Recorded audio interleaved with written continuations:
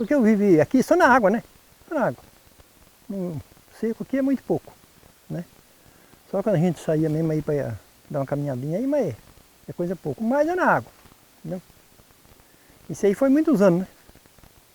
Foi ano 68 por aí que eu comecei a vir. Aí a gente passou só a viver na água, se não estava aqui, quer dizer, quando não estava trabalhando, porque a gente toda a vida tem que trabalhar para viver. Então, mas sábado, domingo, feriado, é que nem aqui. Vinha aqui sábado, domingo, voltava, né? Mas sempre na água, né? Sempre na água. Então é mais na água do que no seco. Essa trilha ela é feita também em nível, ela acompanha um pouquinho o terreno e vai dar bem nesse riachinho. Esse riacho, nós vamos conversar um pouco dele ali, ele faz parte desse sistema de contribuição para a produção de água para Botucatu.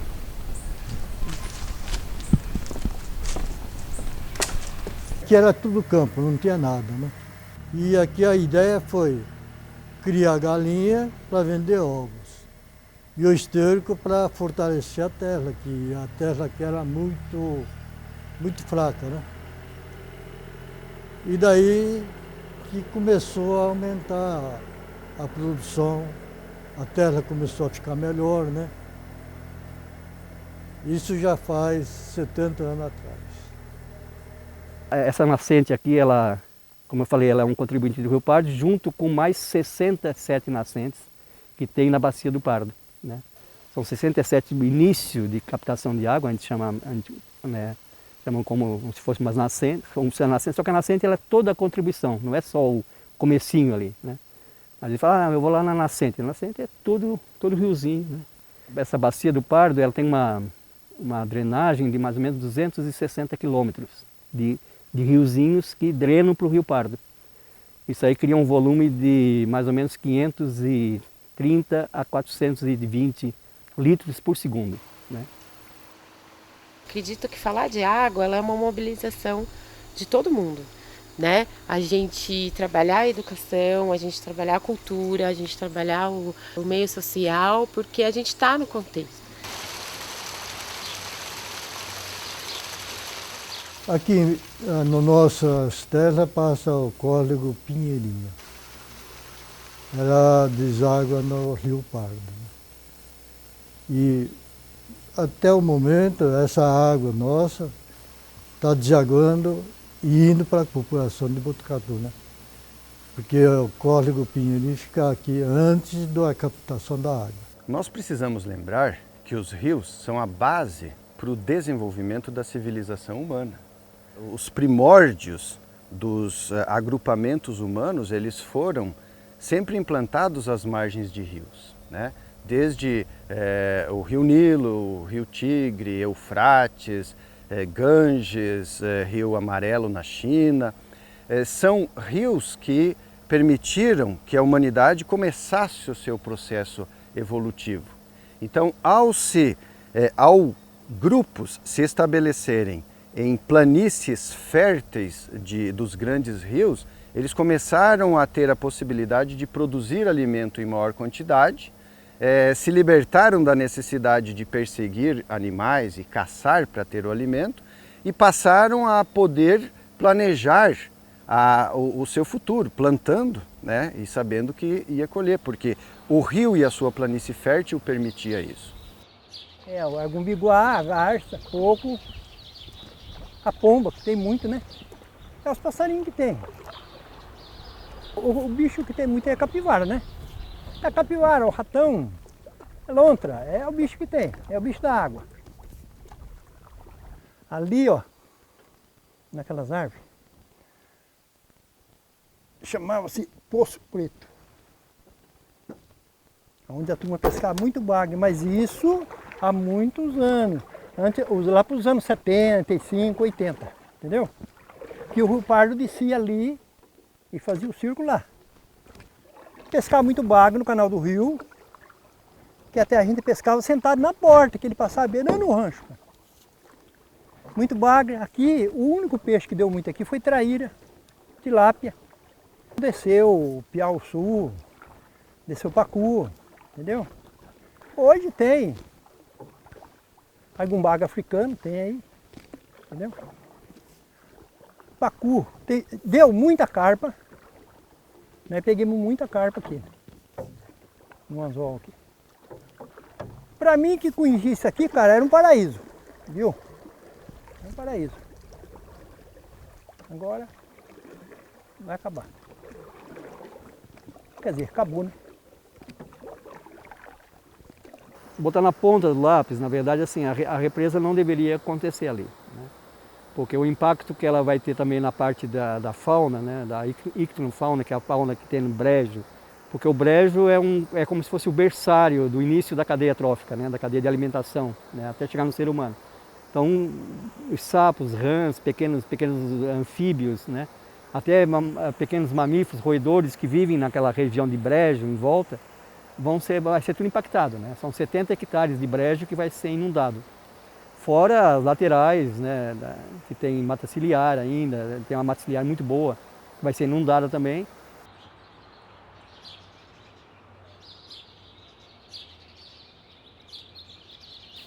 Aqui tinha 2 tamanduá que foram embora, né? Que eles moravam aqui. Eles foram embora. Não sei para onde foram, mas foi. E os tatu que moravam também aqui, que até que tem buraco deles aqui, eles foram embora. Porque o tatu ele fica dentro da... Aqui, ó. Aqui tem uma casinha dele. De um deles, ó. Aí tem outro, tá vendo? Só que alagou, ele vai embora. Ali tinha outro. E os tamanduá foram embora também. O tamanduá é bicho do seco. Entendeu? Quer dizer, eles foram embora. Agora a capivara não vai porque ela é bicho de água. Então ela não vai. Né? É o que a gente via aqui. É o que tem aí. Entendeu? Passarinho. Tem diversas espécies, né? Mas eles viviam aqui. Era 2 tamanduá.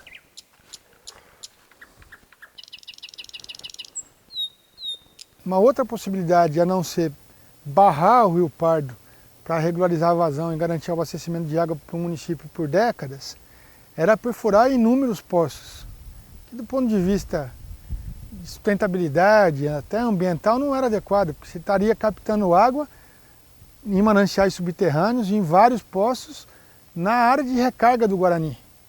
É quase que um crime.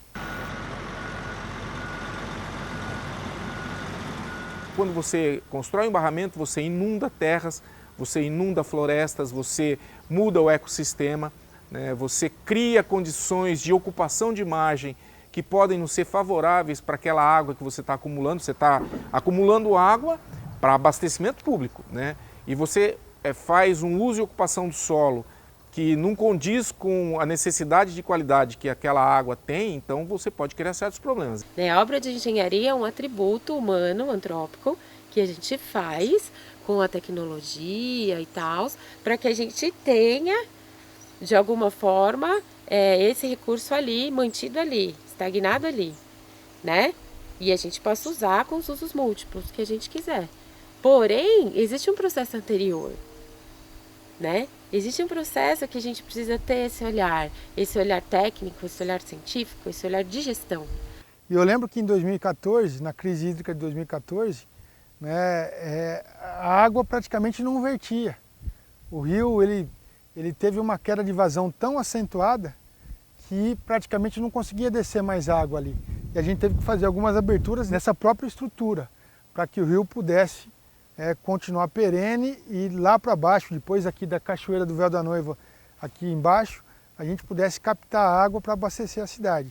O símbolo para mim, que era superintendente da Sabesp na ocasião, que mais me chama a atenção, né, e que fez a gente entender a necessidade de buscar fazer realmente uma barragem, uma represa e começar os estudos, era o símbolo do Rio Pardo, praticamente sem água, sem vazão, vertedouro que não vertia mais água e a necessidade de a gente abrir algumas passagens aqui para quem tivesse água lá embaixo, na captação. Essa região da cuesta, né, onde tem aquele traçado em vermelho, que não tem contribuição lateral, né, porque a água que vem de lá ela vai escorrer para o lado ou para lá ou vai infiltrar no aquífero Guarani, ou vai reabastecer o aquífero Guarani, né?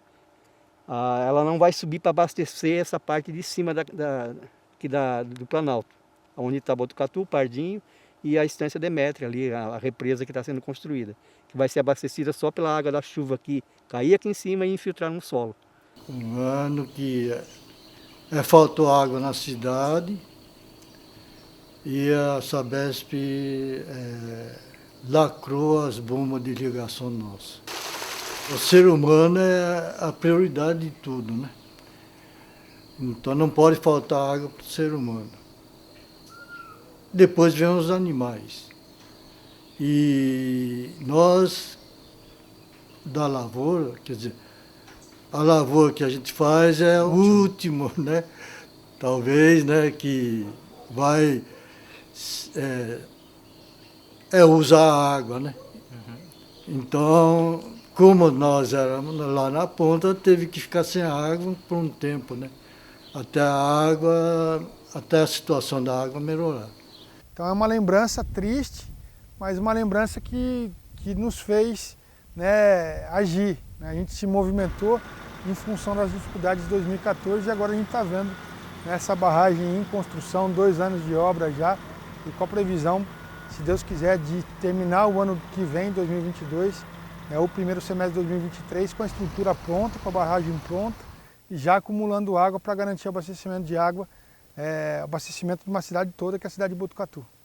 O cuidado, por exemplo, com a barragem, né, que está sendo construída em Botucatu, com a qualidade do entorno e com a qualidade do que vai acontecer da barragem para a montante, né, tem que ser muito mais sério. Sempre houve a necessidade dessa preocupação, porque ali é captado água para Botucatu beber. Mas agora, com o barramento, muda a situação do rio, né? Você cria um corpo d'água maior, você diminui a velocidade da água, então tudo que você fizer no entorno da barragem, isso vai refletir para dentro da qualidade da água que vai estar armazenada naquela barragem. Então, os cuidados que você vai ter que tomar ali naquela região ali vão ter que ser maiores, vai ter que haver uma preocupação maior, vai ter que haver educação ambiental, né? Quem dá segurança hídrica para a população são as bacias hidrográficas. E as bacias hidrográficas precisam estar saudáveis para que elas possam produzir água e que a gente possa ter esse recurso infinito. E eu só vou ter qualidade de água se eu tiver uma bacia preservada.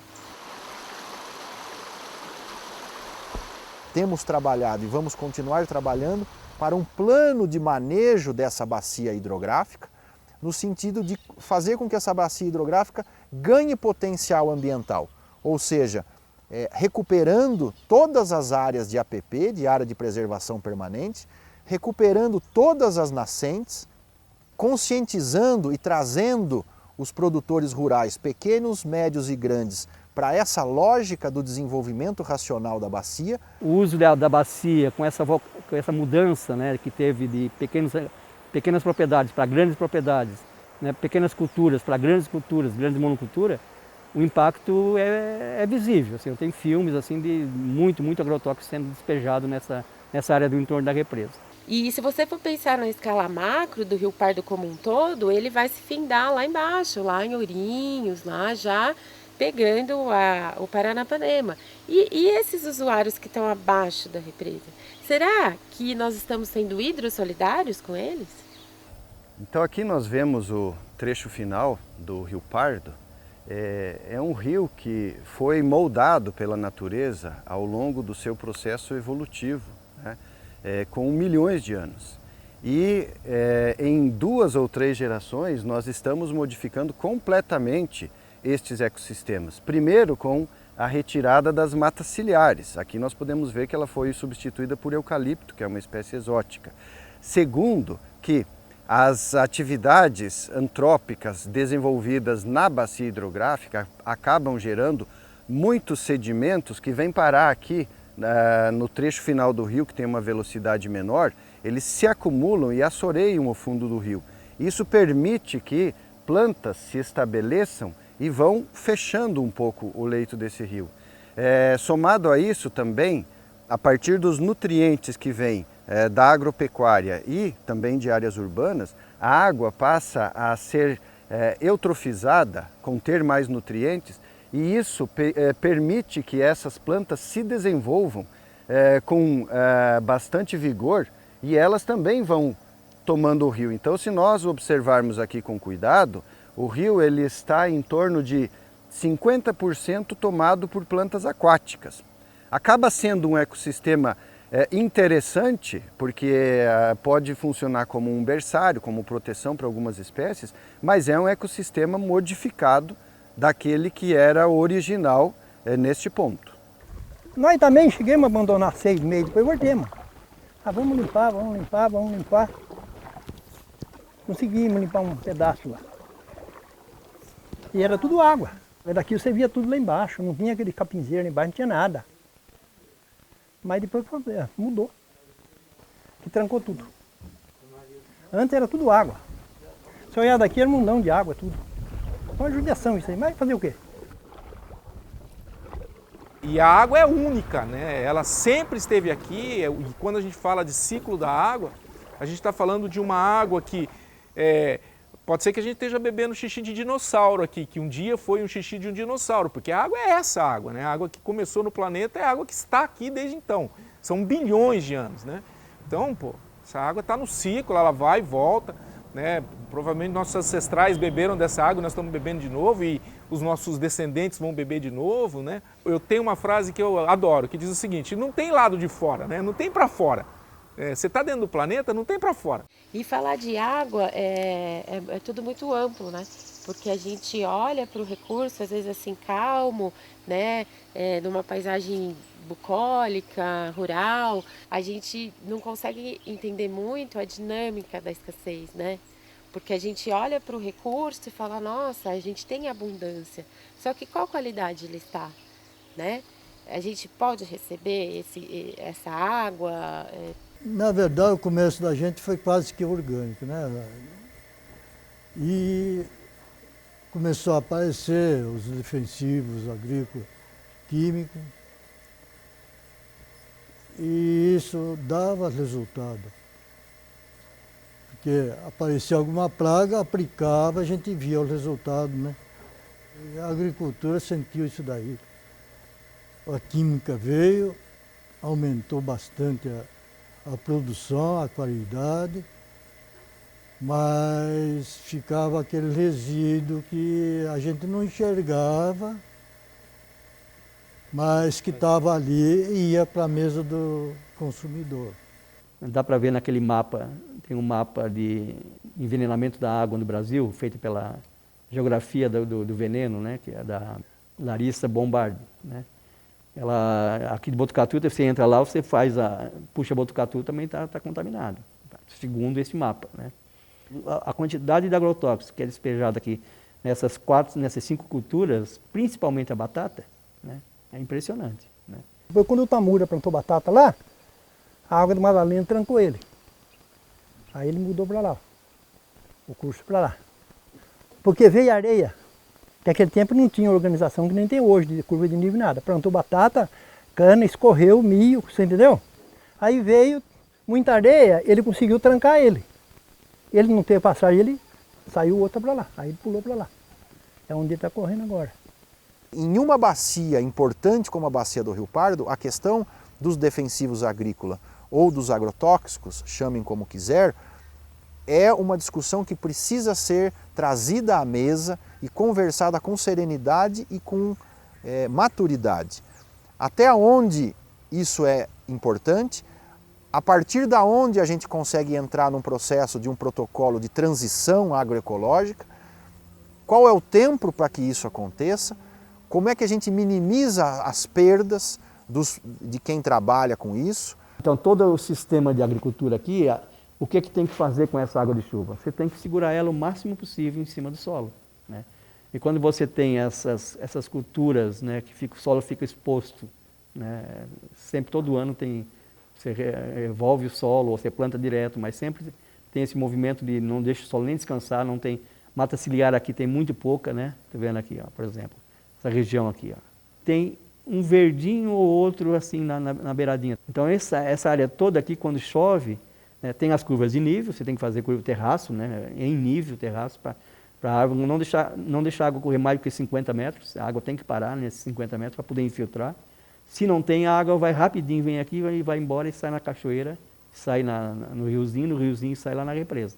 Então, para ter vida útil dessa própria represa, eles têm que fazer todo um sistema de modificar esse sistema de agricultura que tem aqui em cima da Bacia do Pardo. Tendo em vista que toda aquela região, uma área, são propriedades privadas, onde o direito privado é garantido aos proprietários, só que como é que o município entende que aquilo tem que ser planejado? É o planejamento do tipo da agricultura que se deseja para aquela bacia, para que seja uma agricultura adaptada a um lugar tão importante. Então é uma agricultura que caminha, claro que na alta produção e na alta qualidade, mas uma agricultura que também compreenda a necessidade das transformações necessárias. Hoje em dia o que se fala muito e um grande avanço para a questão da agricultura é a transformação para uma agricultura mais sustentável, a agroecologia. Mas a gente precisa ter esse olhar para o começo do ciclo, para manter a floresta, para a gente manter a biodiversidade, para a gente ter essa comunicação com o pequeno produtor que está dentro dessas bacias rurais, né, e até os grandes produtores, para entender que esse componente é super importante, inclusive para ele, porque é o que a gente fala do berço ao berço, né? Se ele está dentro de uma propriedade e ele consegue manter essa produção hídrica, ele vai ter essa produção hídrica de volta para ele, né? Meu sentimento mas eu vou ajudar com a produção orgânica, melhorar talvez um pouco a situação, né? Porque ser produtor orgânico não quer dizer só não usar o produto químico. O produtor orgânico tem que se conscientizar e sentir que tem que proteger o meio ambiente, ter a relação com a parte social. A água, na verdade, além da água para abastecimento público, né, a gente tem que pensar na água disponível para a indústria, para a agricultura e a água do ecossistema, né, que precisa de mais dessa água. Às vezes a gente pensa, o rio tem água suficiente para a gente irrigar, né? Ok, ele tem água suficiente para a gente irrigar, mas essa água da irrigação, se você tirar ela toda do rio, como é que ela vai impactar na biota que está em volta desse rio, né? Como é que ela vai impactar, né, nas questões ambientais aí em volta desse rio? Então eu acho que essas dimensões, né, todas que a gente tem que trabalhar. E é um conflito. Conflito de uso, né? Então como que a gente diminui esse conflito? Entendendo a bacia, de novo, como a unidade de planejamento, tendo esse olhar sistêmico para todos esses componentes que se interrelacionam, dos fatores abióticos, dos fatores bióticos, antrópicos, que somos nós, né? A gente resolve conflitos com legislação, com leis. Já está se preparando para que isso aconteça, né? Se for permitido loteamentos, empreendimentos, eles vão ter essa característica de se manter taxas de coeficiente de impermeabilização importantes para a característica desse objeto, né? Lotes que não sejam inferiores a 5.000 metros quadrados, com essa pegada de preservação de fauna e de flora dessa região, né? E um potencial grande, não dá para esconder isso, né? Um potencial turístico que vai também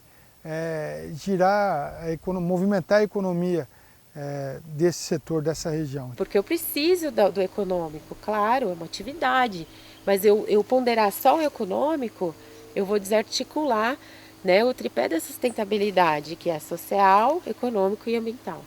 Né? Essa sustentabilidade, na verdade, ela se traduz em integração. Né? Daí o pessoal fala, não, então o uso e ocupação de chácaras é bom que não vai ter o agrotóxico. Tudo bem, né? Até concordo que esse uso e ocupação bem ordenado, né, sem asfalto, com áreas maiores de permeabilização, ocupação mais restrita, mesmo dentro desses 5.000 metros, vai ter um benefício para a região. Mas não, eu acho que nessa área de manancial, esse projeto que eles querem implantar lá, é um projeto que é um sonho de qualquer ambientalista implantar em outros condomínios, entendeu?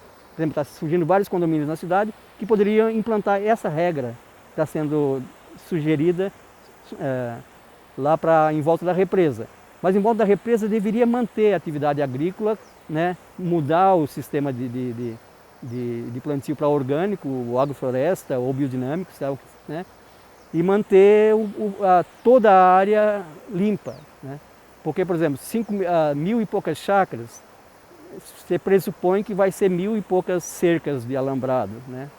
Vai pressupor que cada residência dessa vai ter 2, 3 carros, né? Então são 4.000 carros circulando, né, em volta, né, da represa. Todos os líquidos, né, do nosso planeta, eles correm por estas veias e artérias. E é uma coisa que a gente esquece, o planeta é um organismo vivo, né? A gente faz parte aqui de uma estrutura viva. Nós vamos morrer daqui a pouco, daqui a décadas, espero, né? E nós vamos nos tornar o quê? Nós vamos nos tornar nutriente para essa... Nós somos 70% água. Eu, dos meus 90 quilos, sou 27 quilos, eu sou mineral, o resto é água. Então eu tenho quase 70 quilos aí, 60 e poucos quilos de água, vocês também. Então a gente vai se integrar nisso tudo, né, e vai voltar a ser parte do ecossistema. E é uma coisa que a gente não se dá conta, né?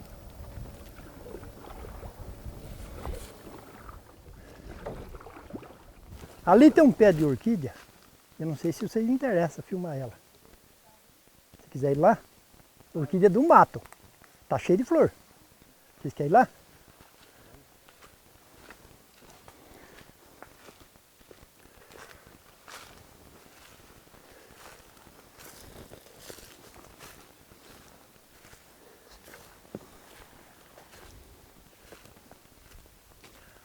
Aqui, ó. Agora não está dando para ver muito por causa do sol. Essa é a orquídea do mato, ó. Muito linda, tinha muita flor. Cada cultura tem as suas necessidades, né? O que é difícil é a irrigação também é diferente, né? Igual a hortaliça precisa de água todos os dias, conforme a hortaliça até 2 vezes por dia, né? E a frutífera já aguenta um pouco mais. Dependendo da frutífera, 1 vez por semana já é o suficiente. E tem algumas que precisam de mais, né, vezes. Então a gente vê que a água é a vida, né? A água faz parte de todos nós. Aí. Aqui a gente plantava armeirão. Estava muito armeirão aqui, ó. Mas a gente plantava para o gasto, só. O que atrai para isso tudo, né, é a questão da água mesmo, que a água é que interconecta todas essas questões, que alimenta, que faz nascer, né? Solo e água é o que determinam os ecossistemas mesmo, né? Então, se você tem um ecossistema, você pode ter um solo muito bom, mas se você não tem água, você não tem um ecossistema adequado, aquele solo bom. Água é tudo, né? Não existe uma cidade sequer no mundo que foi desenvolvida longe de um manancial. Botucatu também cresceu, era um vilarejo, cresceu ao longo e nas margens do rio Lavapés. Então, essa obra ela vai garantir o desenvolvimento sustentável, econômico, né, a qualidade de vida, né, o abastecimento de água por gerações.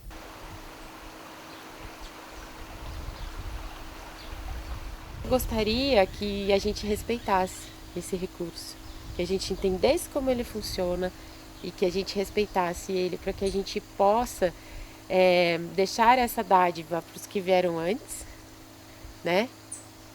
E falar, olha, a gente entendeu e também passar, a gente ser multiplicador, né? Da poesia da água para os que vierem depois, de ver que realmente, nossa, a gente está no planeta que só é habitável porque ele tem água. Em termos de planeta, os rios são as veias e as artérias. É nos rios que corre a seiva que permite a vida. Então um rio como o Pardo, ele deve ser manejado de maneira a se manter sempre corrente. Aliás, na minha visão, todos os rios deveriam se manter sempre correntes.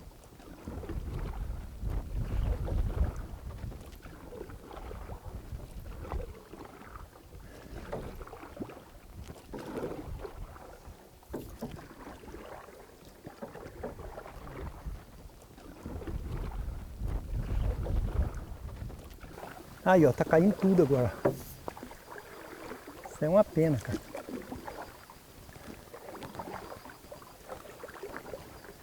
Vamos imaginar agora após barragem, né, com a obra pronta. A gente deve ter aqui um grande parque municipal, né, é uma coisa que a gente quer construir depois da barragem. Eu imagino que essa barragem vai ser sim um ponto turístico, em que as pessoas vão estar passeando nesse parque municipal, caminhando, procurando um bom restaurante, turismo gastronômico também. Vai poder ter navegação sem motor, então a exploração desse grande lago, né, com caiaques, né, com embarcações que não sejam motorizadas. Então, o rancho eu não sei o que vai acontecer, cara. Não sei o que vai acontecer, se alguém vai desmanchar ou se vai ficar debaixo d'água. Se a gente não for tirar, a gente abre as portas, quando for embora, prega as portas para não fechar. O peixe fica morando aí dentro, não é? Não é assim que não serve para nós, serve para eles. Aí eles entram aí dentro, passeiam por aí, deixam os vidros abertos, né? Eles vão morar aí dentro. Viver aí não é um rancho de pescador mais, é de peixe. E é isso aí, é a história nossa, né? Foi boa enquanto durou. Vai encerrar triste, mas fazer o quê? É pro bem de tudo.